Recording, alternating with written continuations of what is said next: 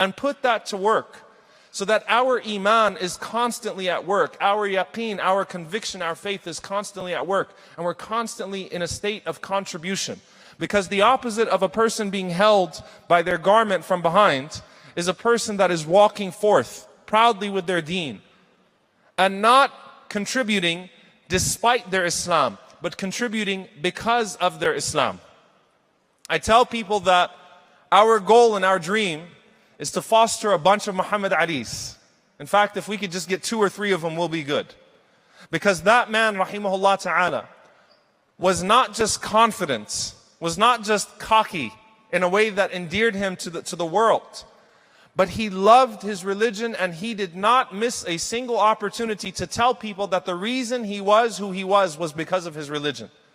The reason he was who he was because of his religion. The reason why he spent the rest of his life contributing and doing da'wah far after boxing and didn't fall into some deep depression was because of his deen.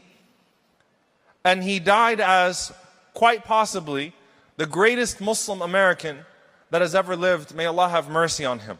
We want a bunch of Muhammad Alis. We want to have a bunch of young people that look towards him and that also see that that's who I want to be. Anyone who grew up in the 80s and the 90s grew up with Hakim Olajuwon. And if you don't know who Hakim Olajuwon is, I'm just sorry. I don't know what to say to you.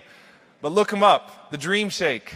And I remember watching ESPN in the 90s when Stuart Scott was talking about Hakim Olajuwon fasting during the NBA Finals.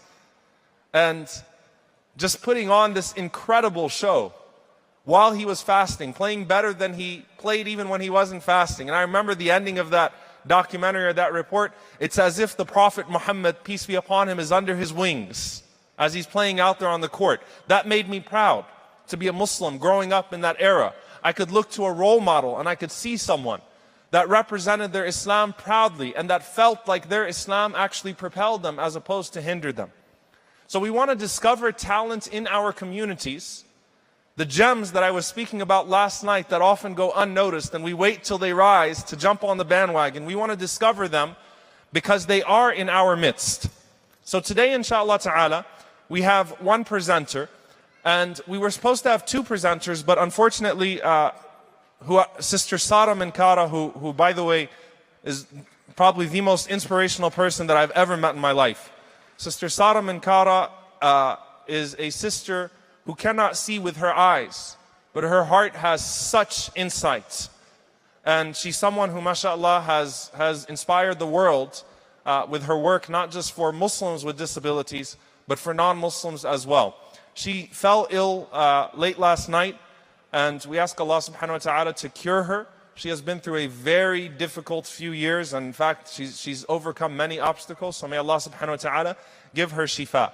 Inshallah ta'ala, with her, we will allow her to, or we'll have a chance, inshallah, for her to take this platform and to, where'd you come from?